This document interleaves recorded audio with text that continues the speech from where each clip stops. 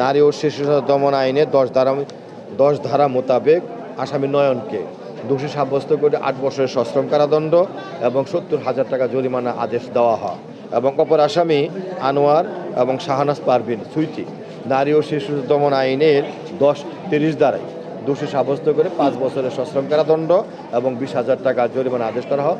জরিমানার টাকা পাবে, ভিকটিম প্রাপ্ত হইবে। তো এই মোকদ্দমায় বাদী আসছিল, বাদী আছে। বাদীকে আমি জিজ্ঞেস করলাম, আপনি কি রায়ে সন্তুষ্ট? বাদী বলল, হ্যাঁ, রায়ে আমি খুব সন্তুষ্ট প্রকাশ করছি। তো এই রায়েতে আমরাও সন্তুষ্ট প্রকাশ করি এবং আইনে আলোকতেই বিজ্ঞ আদালত এই রায় দিয়েছে।